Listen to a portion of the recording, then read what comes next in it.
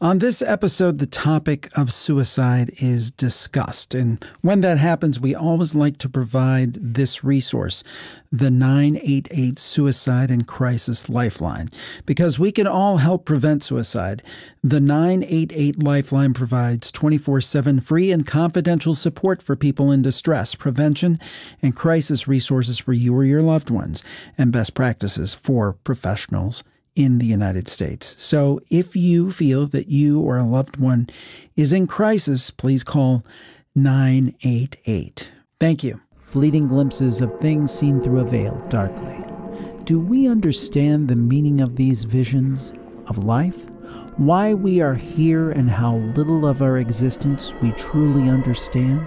Tonight we will talk of these things on The Other Side. Welcome to The Other Side. I'm Jim Harold. So glad to be with you once again. And I think we're going to have a great time today because we're going to be looking for angels. Well, to be more accurate, we're going to talk about a recent book with that name, Looking for Angels, a guide to understanding and connecting with angels. And we have the privilege to have the author of the book on the show today, Dr. Scott Guerin. He has a doctorate in psychology focusing on human and spiritual development. He is an acclaimed author and has been an adjunct professor at Kean University, New Jersey for over 20 years. His academic and healthcare career reflects his deep engagement with spiritual growth and health psychology. He's passionate about spirituality and the great outdoors. He enjoys triathlons, hiking, and adventures with his wife, Debbie, their sons, and their spirited dog, Izzy. He resides in northern New Jersey. We're so glad to talk with him today. Dr. Guerin, thank you for joining us. Well, thanks, Jim, and thanks for that lovely intro. I hope I can live up to it. I'm confident that you can. So let me ask you, I mean, when somebody hears of an academic, someone who has a doctorate in psychology, they might think of someone who is very clinical. Probably the assumption is if they're in academia, that they're somewhat skeptical about supernatural claims. So I guess we can get into the fact of where you fall in that continuum. I have an idea, but I want to get your thoughts. But how did you even enter into the concept of angels and so forth with such a kind of erudite background? Well, it started, my whole life has been a search for connection with the other side, spirit, God, the all that is, whatever that may be. And just to skip through my childhood and young adulthood, I ended up in academia as a continuation of my search.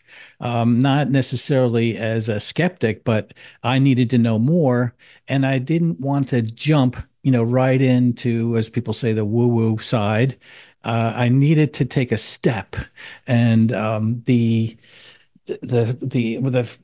graduate school that I went to, Fielding Graduate University in Santa Barbara, California, was very good with that, especially my mentor, who they assign when you go into the program and through your dissertation, Miguel Guiarte. He got me, he understood what I was after, but he says, you've got to, if you want to stay in academia and you want to bridge that, you need to keep the one foot in theory-based, as they say, referenced and known and accepted knowledge. But he said, you can take a step out. You need to let people know when you do that, and you need to, kind of bring them along, because academia and science is all, it's called interwoven in our society, and people accept things and they don't even know why. Like a good friend of mine, we were talking about this book, and he said, I don't believe in angels because it's not scientifically validated. Mm-hmm. It's just, nothing has proven that. And I knew he was a good Catholic. And I said, it's interesting you say that. He goes, oh, yeah, it's crazy to go into that. I go, you say that, but you believe in the virgin birth, the resurrection, and the forgiveness of sins. Oh, it's so funny. You totally kind of encapsulates something I say all the time, is that people who go to church every week and then they'll say, I don't believe in this supernatural stuff. And I say, well, wait a minute. I think Yeah. I don't Yeah. think that means what you think it means, but go ahead. I'm sorry.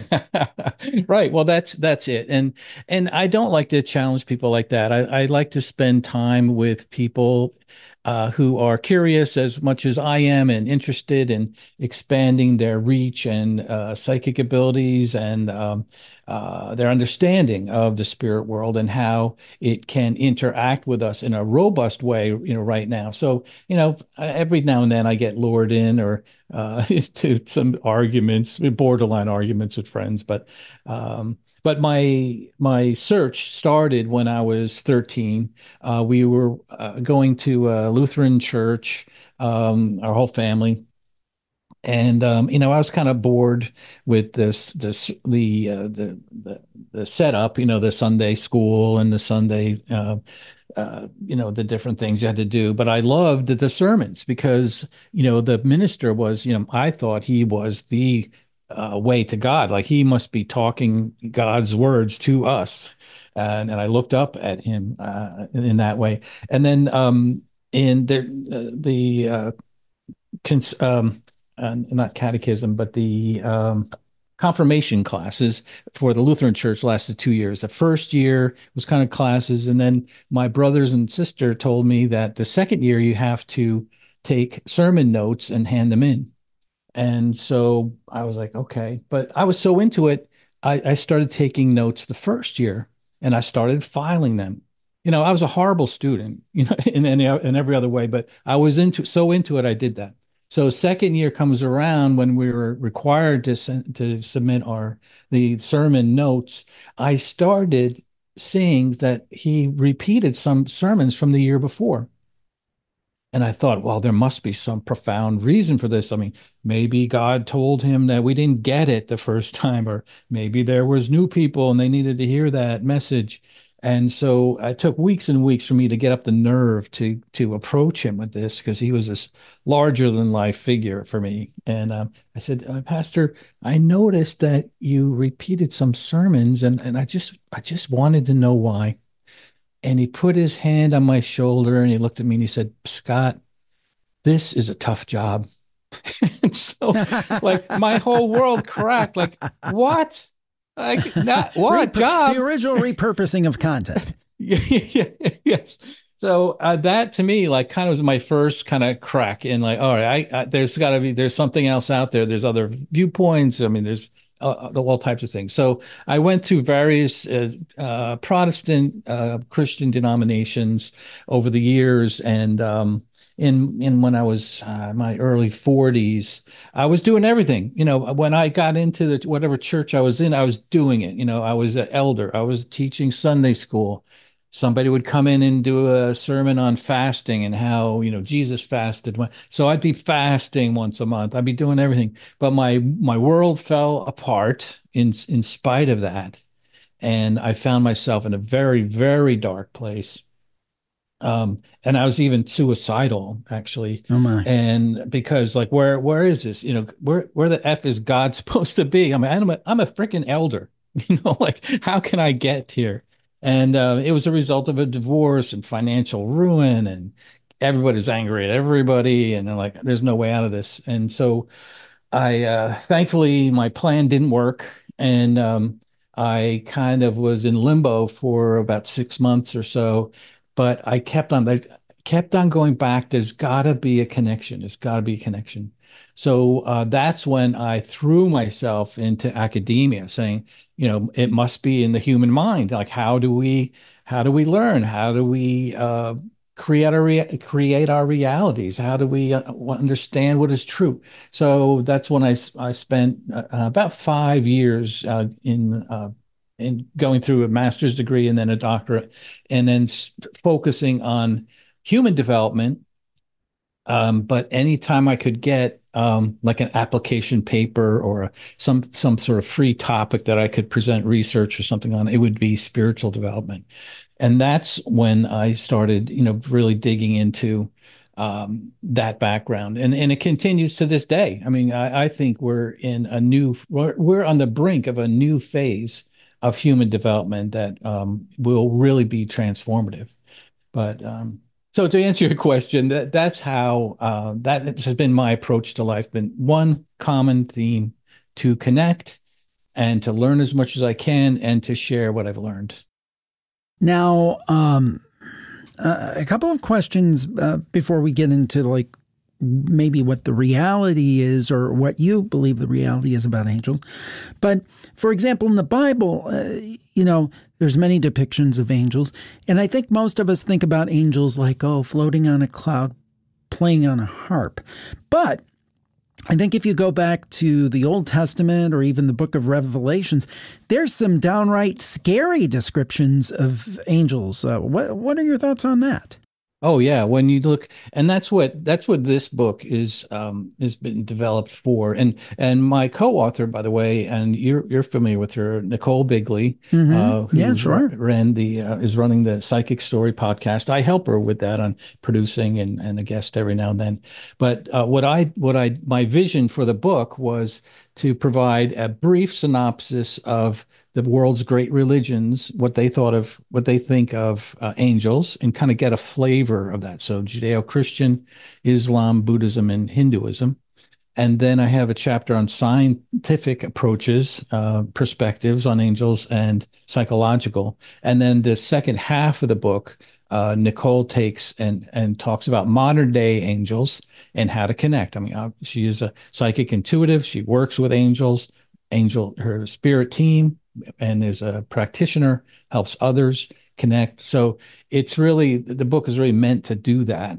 So I learned, I mean, I knew some of the things just growing up in the church and, hearing things and sermons about angels, but really delving into this.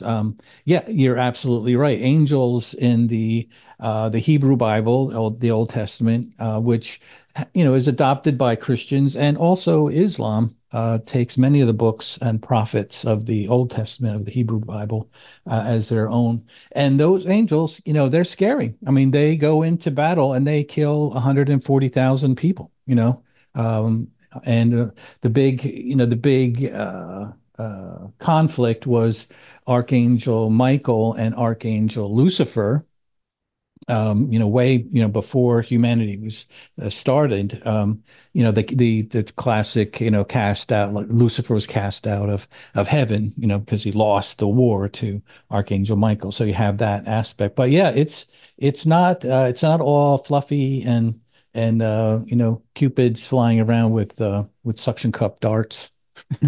Now, let me just say, I apologize for giving Nicole short shrift there. She is the No, sorry. co-author, so I'm glad that you reminded me of that and pointed that out. Now, in the book, and I've been on her show and very appreciative of that, and actually I need to invite her on my shows as well because she's very good Yeah. at what she does, very, very interesting thoughts on things. Yeah. Now, you asked the question in the book, where did the angels go? So I will ask you, where did the angels go? I mean, I think there was a time and a place where many, many people believed in angels, and then people, I think, largely thought of them as something you see in, It's a Wonderful Life or Heaven Can Wait or those kind of things, Highway to Heaven, or just like this nice thought that we all just wish that there was some angel that would come and help it. But we all knew that it was what your friend said. So where did the belief, I guess, in angels go? Yeah, so I think it's a waxing, waning type of thing, and I think it's making that the topic and the angel realm is coming back now, and so basically prior to up until like the 1500s or so, or 1400s, the belief in angels was prevalent. I mean, obviously the Catholic Church was dominant. Lots of talk of angels and saints and those types of things, and then the cultures around the world were had more of an acceptance of the spiritual realm. But then comes scientific revolution, right? We have Newtonian laws come into effect, which transform the world, saying, hey, the world is a big machine. Everything's predictable. Everything can be measured. And so that's when the scientific theories or scientific approach came out, where nothing is real unless it can be measured and observed. And so that perspective has held true. I mean, it certainly transformed the world because everything was that way. You could put things on a scale and put them under a microscope and see how they worked, and they worked repeatedly in the same conditions. However, well, and then in the book I put the quote, "There's no rooms for angels in a machine." You Oh, can't interesting. angels fit out of that, and they can't fit that in. Can't predict them. So everyone was kind of on the bandwagon of okay, solid mass, measurements, etc. So what's happening now, I believe, and is the realm of the quantum physics. So you have Newtonian laws work to about 50 microns in size. Larger particles, and so 50 microns is about the width of a human hair. But when scientists, as they start taking these things apart, then they see electrons. If the famous wave function experiment, where electrons would operate as particles, but also waves at the same time. Hmm. And then further on, they're seeing electrons impacting other electrons at a distance with no known connection. So you have the advent of quantum physics to say, like, you know what, reality is a little bit different than that we have known for centuries. And so that, I believe, it's what is part of not proving the existence of angels, but it's putting a crack in the door to say, you know what, science doesn't have all the answers on this. There may be another realm. There may be other things going on in the world that we just don't know yet. And I think that that is wisdom, realizing that you don't know everything. And that's kind of my beef with the hardcore debunkers. I'm a huge respecter of science. I mean, what we're doing now, and this is audio only, but we also do video podcasts where you can watch people from all over the world interacting. That used to be something 25 years ago. You needed to be Ted Koppel and have a satellite and a lot of equipment to do. And that was a miracle at that time. And now we can do this from our home studios, and that's thanks to science. Or all of the great advances in healthcare that have been done. And many people who are alive today who, if the things that happened to them happened 50 years ago, they wouldn't have lasted long at all. So kudos to science.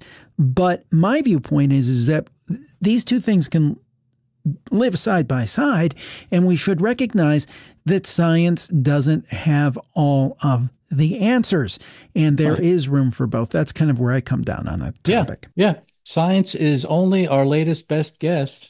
And we're finding things all the time. One thing I found in researching the book, like 20 years ago, if someone said, "Hey, you know what? I think their life can thrive in an environment of arsenic," like that could happen. They would have been laughed out of their offices if they proposed. But they found that, in California and the Pacific Ocean, and other life forms, are kind of coming up now and then. So to me, it's the same thing that's occurring now. And now I think it's getting into spiritual dimensions of reality. And I think, and I know I've listened to a number of your podcasts, and all the things that we're talking about, they exist in the fourth dimension, a spiritual dimension. And that could provide an answer to a lot of things. Now, also in the book, you talk about modern day angels, and I think that probably, at least in our tradition, in the Judeo, or I'm assuming, but in the predominant Western kind of up to this point viewpoint, the Judeo-Christian viewpoint, many of us think of these angels that are guardian angels or angels that help us, or those who are maybe their angels are past loved ones that are there to help us. I mean, I think those are some of the common kind of, I guess, for lack of a better word, stereotypes. So I guess I would ask you this: is our definition of what an angel is far too narrow? Is it far too broad? I mean, exactly how would you define an angel?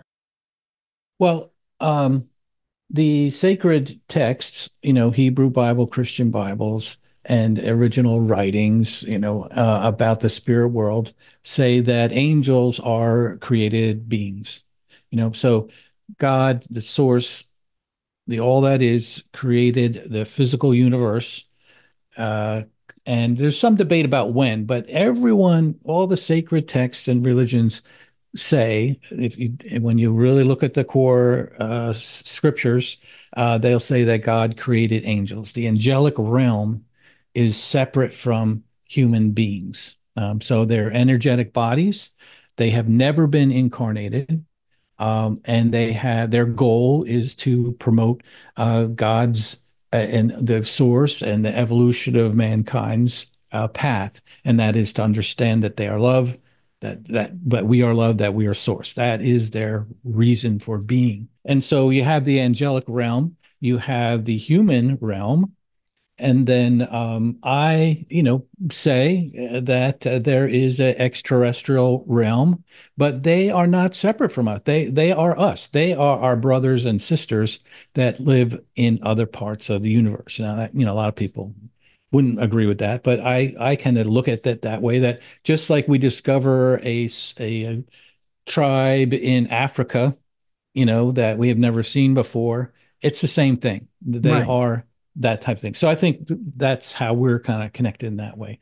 And then there's other collectives that are supporting us and involved with our Earth, and they are a mixture. They're all called collectives, and they come in different names. Esther and Jerry Hicks collaborated with Abraham. They're non-physical beings. There's another one, Sarai. There's a number of them. So there's different kind of categories, and then ghosts. If they're mean ghost as in their past loved ones, yeah, then they're humans that have transitioned, into a 4th dimension, a spiritual dimension. So you have a wide variety. And the joke I say is that you hear something downstairs at night, you go down, there's something standing there in your living room, like so. Is it an angel? Is it an ET? Is it a ghost? Or was it too much vodka the night before? One of the three. So, you have to be able to discern. Not, you don't have to. It's good to be able to discern what spiritual entities are around in times like that. And then certainly when you're made a decision to interact with the spirit world in a robust way and make connections with angels and guides. And I'm going to say this now, I haven't up until now, but I'm going to put extraterrestrials or star nations in that category because they are in kind of the same spirit realm as, in that 4th dimension, interacting with humanity. There is an interesting phenomenon out there that I've heard written about and talked about a lot, and I'd like to get your opinion on it. It's known as the third man factor or the third man syndrome. This idea that in times of crisis, an example that's happened to mountain climbers before, where they'll be in a very treacherous situation, life-threatening situation, and these don't necessarily even have to be religious people, but they'll feel that a third person is there helping them, guiding them. If it's two men or women, there'll be a third person. There will be this person who's guiding them and helping them out of whatever situation they're in. Mm-hmm. What are your thoughts on that? Well, it's certainly an intervention by the spirit world, so it could be a loved one. Now, the way I've heard it described, and I can tend to believe it, that coming into this world, as before we're incarnated into this world, we have an agreement. We make an agreement with our spirit team, and the part of the spirit team that are our guardian angels. We just say, look, you can interact with me whenever we need it. You know what I want to do in this life, or what's planned. You know my goals. If something goes awry, jump in. I don't, without even asking, just go. The rest of the spirit team, angels and archangels, um, are operating on the free will basis. That is a law on this planet right now, that spirit cannot interact without us asking them in. So they are there standing behind us ready, and then that's when you say, please help me, guides and angels, please help me on this upcoming podcast with Jim Harold. Whatever it may be. Yeah, And so when you're talking to Jim, you need all the help you can get, because somebody has to carry the water for him. He can't handle it. Yeah, so in those cases, man, no problem at all. That's the way it happens. I mean, I've had a similar experience where I fell asleep at a wheel in my car. I was woken up I was drifted off to the left, and the snow markers, the little thin spikes, that I was hitting them like bang, bang, bang, bang, bang, bang. It woke me up. I cut the wheel to the left or to the right. I did a sliding U-turn into the far right lane, and I saw the front end of a truck, 18 wheeler, coming like 20 feet away from me. And then snap, I wake up on the other side of the road. Car is smashed. I'm not hurt at all. And that's the only thing. I mean, I had my seatbelt on, but nothing like that. So to me, that was and then many, many stories as I'm sure on your show, and stories that we hear about in times of need, someone helps and then they go back to try and thank him, and like, no, there was no one there, type of thing. So absolutely. Now, how do you discern between that little voice and an actual angel? For example, you might think that you're getting a communication from the spirit world, but how do you know that's not just, your little voice saying, watch out for this, watch out for that, or giving some kind of guidance? Or if you flip it around, you assume it is an angel, but vice versa, either way. So I guess my question is that how do you discern, just kind of like your own thought processes, with messages from angels? Yeah, and that's a great question and very practical, because we do have internal dialogue, like, oh, that shirt doesn't look good. You got to change your shirt, whatever those. How'd you get in my closet? No. Oh, gee. They all look bad on me, but anyway. Yeah, I mean, those inner dialogue and self-talk, in the psychology side of things. How do you distinguish? And so it takes a little bit of practice and a little bit of effort to quiet your mind. I believe the start of all of this is quieting your mind. Some people come into this world and they have a spiritual connection, talk with angels from the get-go, from babies, from toddlers. They just have that. Nicole is one. And then others get that connection through a traumatic accident or something, unfortunately, a extreme harsh situation. They get that. And then the rest of us, we have to learn it, So the way to learn is to quiet your mind. And then when you're quieting your mind and you're asking, help me to discern which is your spirit voice and which is mine, then you can start doing that.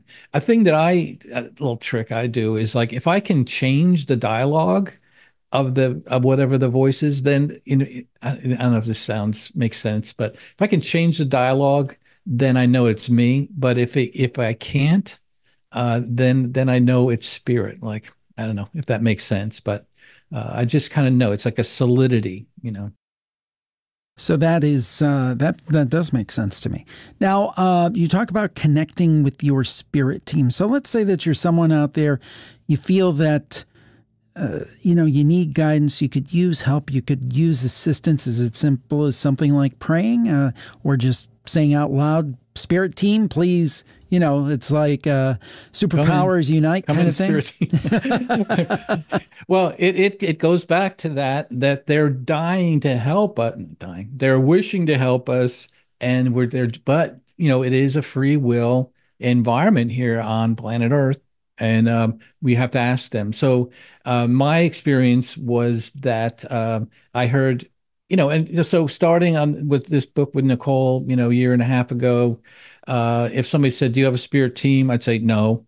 If they said, "Do you have psychic abilities?" I'd say hard no on that. But now, after just working on the book, listening to podcasts like yours, like others, I become open. So I ask, and I heard one story about a spirit animal, and I asked for that. And the next morning, in my mind's eye, and even to this day, in my mind's eye, to my right is a leopard, and I How neat named is her that? Shira.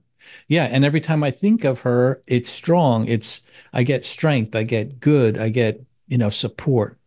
Then, and I didn't even ask for this other one, but I had a very, very probably the most important male figure in my life, other than my dad, was a family friend. He was my high school teacher in several different classes. My family was into wrestling as a wrestling coach. We did a lot of things. He was a teacher at heart, and he was out my way about 10 years ago. And he said, "I was at a restaurant by you." And I'm like, "Why didn't you call me? Like, I was, you're a mile away, kind of blah, blah, blah, And so that happened. A year later, he died of mesothelioma, Oh, and in 2015. And so just 6 months ago, I was driving down the road, and as clear as a bell, his voice said, "I was there. I told you." Right. And his name is Bob. And then I just welcome, I didn't freak out, but welcome. Thank you for kind of popping back in. And so now he's part, he's always with me, standing beside.